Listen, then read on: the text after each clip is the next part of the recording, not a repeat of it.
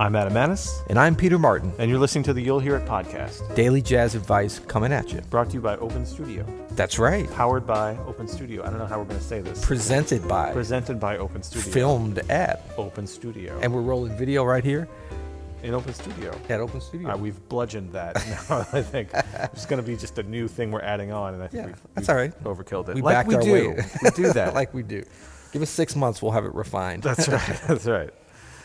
So today we have a listener question, and I have our Bluetooth speaker out. We don't usually get this technologically advanced this early. Is that thing going to be directly attached to our system, or are we just going? No, I'm pointing this at the microphone today. Some great jazz. We should do another thing about great sound on jazz recording sometime, because that's actually been done. We'll talk about that in another episode. There's tons of production sneaky things that you can do, but this is not at all sneaky. This is just lazy, which is why we're doing this. No, we got a message from Josh from Melbourne, so let's hear it. Hey guys, big love from Melbourne. My name's Josh, and I just wanted to ask a question around the emotional or spiritual side of music. We all know that music can speak to you on that level, inclusive of jazz. Example, my wife and I have been traveling around Europe, and we went to a gig at the Pizza Express in London recently, and about partway through the gig, I was just weeping with tears just because of how beautiful the music was, and the energy in the room, and the talent on display. So I just want to ask if either of you have any stories of times where you've been at a gig or listened to a record and had that kind of connection with the music, or any times that you've been playing a gig and the vibe in the room has been really awesome, or you've had audience members come up to you and speak to you afterwards, kind of in that vein. Anyway, I love the work that you guys put down here on the podcast, and I look forward to hearing it every week. Keep it up. That's a great question. That is such a great thing. Thank you, Josh. Yeah, wow. I mean, I think Josh really hits at why we do all this. Yeah, I mean, I feel like that's something that we, as a musician, you're constantly chasing. Yes. We've probably both had this experience at a young age, right? Where you had this like incredible emotional experience with other people while you're playing, or while you're listening to other musicians. And that's why we practice. That's why we gig. That's why we do this, right? That's right. It's like to connect with people on an emotional level. Yeah, and I think that when you get it live in person, there's nothing like it. And I think that's all the practice, the preparation, all the techniques and tactics and strategies that we talk about. It's great to keep in mind the goal, which is being in a performance, being in a club, being on a concert hall, being on a street corner, wherever it is, and having between 1 and 500,000 people, whatever that number is there, connecting with you connecting with them. And it really is, when I was younger, I didn't understand this because I was young and dumb. That was my excuse. And but it really is about an energy of the music that is so much bigger than the musicians, it's bigger than the audience. And it's not even necessarily, well, I guess it is spiritual. It's not necessarily religious unless you choose to look at it that way. But it is about connecting yourself as a performer with this energy and committing to it in an unselfish way. And so that, you can get to that level that you will be lucky enough to be in a situation where somebody might cry or be emotionally moved at all. I mean, that's really what our job ultimately is to do. Yeah, and it's really kind of the magic of music. Music is deeper than any language could ever be, any spoken language that humans make up. Have you heard about a guy named Willie Shakespeare out of London? Come on now. That's good stuff, but is it more powerful than Brahms? Right. Probably not. I mean, like, there's just something about the way we've learned to manipulate sounds that really gives... It's primal. I mean, it really is. There's no other thing like it. It's why it's sort of maintained this hierarchy in, I think, human connection. Yep. And music is always up there. You can't have a film without music. I mean, even filmmakers rely so heavily on musicians to like sculpt the emotional narrative. You know what I mean? To tell you how you should feel. Think about that. Yep. A scene is totally different depending on the music. So important, so integral. And so I think part of Josh's question was, some times that we've experienced that, and I think we've experienced that a lot. Which is a wonderful thing. That's kind of the thing that keeps me going. It's funny when people are just like, man, how do you deal with like the industry and the travel and all that? Like whenever they bring up the potentially negative things, I'm always like, wow, that doesn't really those things don't bother me. And then I start to think about them. I'm like, wow, it should bother me. But then it's that energy you get from being in the performance situations. And look, sometimes it's just you're playing for yourself. I mean, I've been moved to tears playing music before myself, and nothing that what I played was so amazing or whatever. It was just that, it was the music. It's the music. It was the music. Yeah. So is there anything that kind of stands out for you? Well, in it's your long interesting. career? I'm kind of thinking about this, I guess, because Josh is from Melbourne, and when I was there last year for the jazz festival, we had such a great performance, and I wish I remember the name of the venue. It's like a big. It might be just like the Melbourne Concert Hall or something, but they have a lot of the performances for the festival. And we had such a great gig. I remember that, and the audience was just so connected. It was just kind of one of those nights, you know. And then it was also kind of special because I had a couple of friends there, one of which I'd never met in person before, but it's somebody that we actually work with a lot with Open Studio who lives in Melbourne, who has a great business that we collaborate with. And we had talked, and we were going to meet after the performance, but it turns out he's like a big jazz fan, just totally coincidentally. So he was so excited when I was in Melbourne, and he knew a lot about jazz, and he was really into Japan like I am, and LPs, and we had all these connections. So that kind of connected things after the performance when I met him and his girlfriend, and such warm folks. And then I had some other friends from the States, and so like kind of the social thing was part of it as well. And I'd had such an amazing day in Melbourne too. Such a beautiful city. I went for a run there. The weather was beautiful. I went and got some coffee, had a great meal, and it was just kind of the perfect time. And Josh referencing being in London at Pizza Express. That's a great little club. I mean, I love Ronnie Scott's, which is right around the corner. That's legit, though. Yeah, but Pizza Express is a cool. I mean, people are always surprised because it's only the one is a club there, the one in Soho. Yeah, and it's like a pizza chain. But a really good pizza chain. It's almost like London's local jazz club. You know what I mean? It's exactly, great, though. It's exactly. Great. Yeah. But I think there's been many times where I was thinking about the Village Vanguard just because. I haven't played there a whole lot, but I've played there at some memorable times, and I love the sound in there. But I've also been there. Like, a lot of my memorable musical experiences are as much as things that I was part of as that I was sitting and listening to. Same thing as a listener.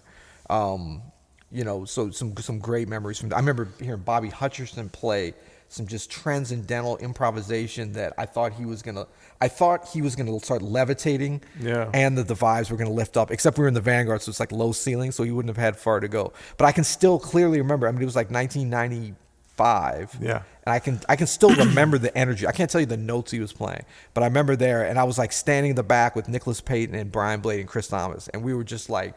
I mean, we were like holding on to each other like we were on an amusement park ride. Yeah. Just the amount of music flowing out. That's amazing. Yeah.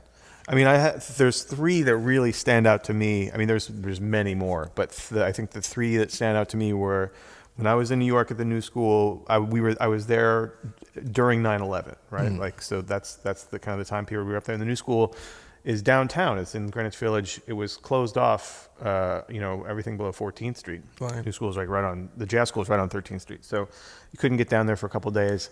And then I remember just kind of people, I don't even think school had started back, but like people just gravitated towards the school. And then the Italian restaurant across the street, which is kind of the hang, and just musicians. And I don't even think I played this jam session, but we were just all like vibing at the session. It was so powerful, and it was amazing. And then the second one was in Italy. Italy's just like this thing that keeps coming up. It's like this little jewel. This cultural magnet of the world. And this was actually after a gig. We were at dinner after the gig, which can be the most emotional. Yeah, exactly. Wow. But we brought out a guitar, and we started. It was with this singer, our friend Erin Bodie, and we started. We just started. Someone wanted to hear Estate, which is like, people may not know it. It's a bossa nova tune, right? Brazilian tune. But it was written by two Italian guys. Right. Bruno Bergetti and Bruno Martino. And so, are you sure they're Italian? Yeah. So the Italians love it. Yeah. They love that bossa. And someone wanted to hear Aaron sing it, so we started playing it, and then the entire restaurant starts singing it. You know how Italians sing? Yeah. They know all the words. And they sound pretty good. And they sound really good. And that was just like, Yeah. And then the third one that really comes to mind was right across the street here at the Kranzberg Arts Center. It was sort of this farewell concert for Willie Aikens. St. Louis legendary tenor saxophonist. He was in poor health. He played one kind of final concert, and he played Around Midnight, and it just leveled the room. You know, the experience and where he was. Right. It's pretty special. Oh man, those are great. Well, so now it's reminding me of something. This might be a little slightly extended episode. Because now then you start thinking, because it really is about the emotion, the feeling. I mean, I'm like the emotions come flooding back as I'm even just thinking about them. Do I see a little tear? A little tear. I'm thinking Marciac, 1994. Joe Henderson. Oh man, was playing with. It was actually, because you reminded me of a Brazilian trio. It was Elio Alves on piano. Amazing pianist. Duduca, I think, was on drums. The guitarist who produced the record, whose name I'll remember in a minute, Oscar Castro Neves, great guitarist. But they were like, I mean, the whole set was just amazing. And I heard that group a bunch that summer. They were touring like everywhere, every festival in Europe.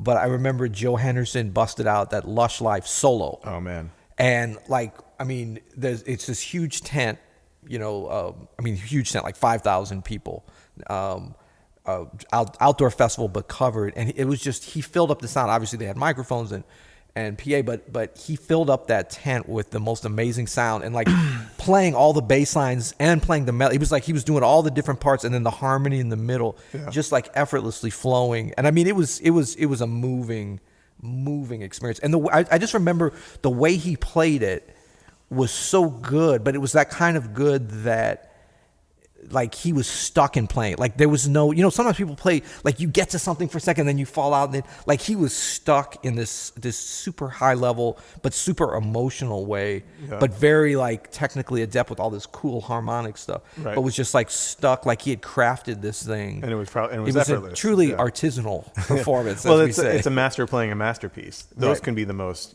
spiritual experiences. Yeah. When someone who's dedicated their life, who's already, who's born to do this and have dedicated their life to do this, and they get to a certain point where this kind of stuff happens. Yeah, and I mean, it's Lush Life, so like even just sort of a pedestrian reading of that song is pretty emotional. Yeah, totally. It's so, the lyric and the melody are just so deep, so.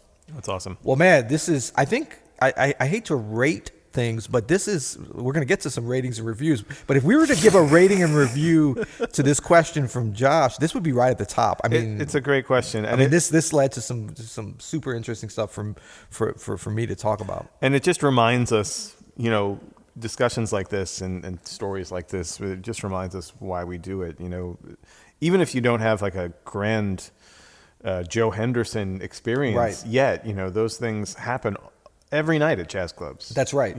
That's absolutely right. I mean, I think that in any city, in any time, anywhere, it happens way more. Like, get out and listen to music. Like, support your local musicians. Sometimes it's, I remember when Norah Jones was like, when I was up in New York in the early 90s, was like struggling and playing coffee shops and stuff. And I remember when I met her and kind of heard her, I was like, wow, that voice. Yeah. I guess on one level I was like, oh, she's going to go places. But it wasn't even that. It was just like, man, this is New York. There's a lot of cool stuff happening. Yeah. And, sometimes those people get discovered. Sometimes they don't. But there's so much talent. And like we're always saying, everybody has something to say. So, a lot of this stuff we talk about, just getting your technical proficiency better and all this sort of stuff, it's just about being able to get that beautiful message out there.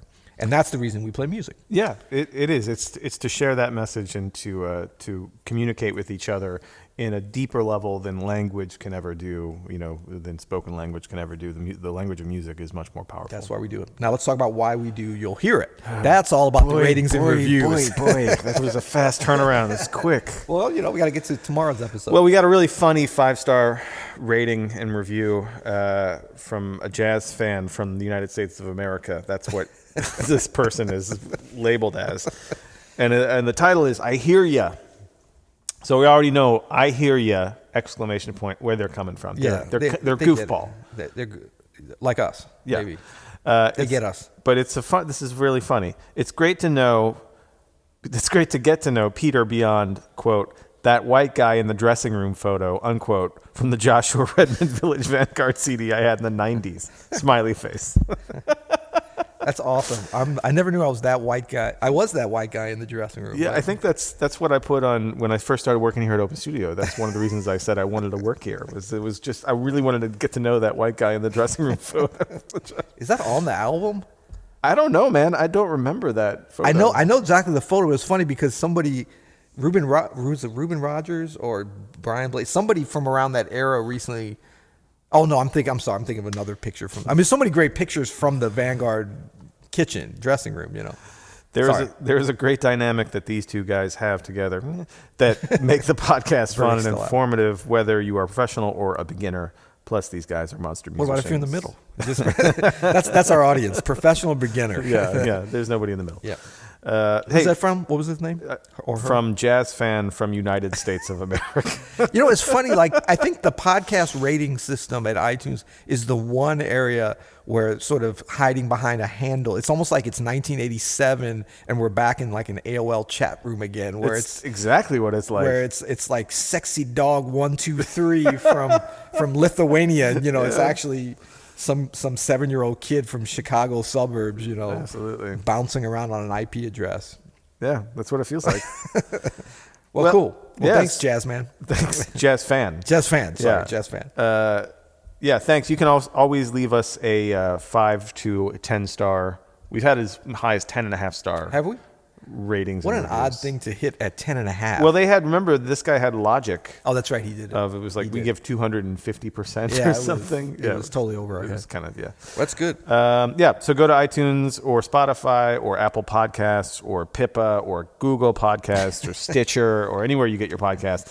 And I leave found us, out we are not on Stitcher yet, by the way. I know I said that several times. Yeah, you said it all last week. I'm putting it on my list. We're gonna get on Stitcher. Stitcher, where you at? So maybe by the time you hear this, we might be on Stitcher. But if you're hearing this, you don't even need Stitcher. Why would you? All right. You can go to you'llhearit.com Yes, to our home base. Leave us a question, just like Josh here left us this great question for today's episode. He left us a voicemail. You can do that. You can also leave a written question. And we are officially sponsored now by Open Studio. Did you know that, Adam? As yeah, of today. it's weird. I wonder how that connection happened. Well, we have closed the deal, and Closed the deal. we have an actual audio engineer. We should introduce Andrew, who's Andrew here. Kitchen. What's up? Yeah. Hey. Oh, that's not very good mic on him. Not awkward at all, Andrew. So yeah, we're sponsored. We have an engineer. We're upping our game for you guys for 2019. No, we'll go and start now because we're not in 2019 yet. We're in 2018. So. That's right. Yeah. Okay. No more of me wrapping cables afterwards. We're done That's with right. this. Yeah. Well, we'll see everybody tomorrow. You'll hear it.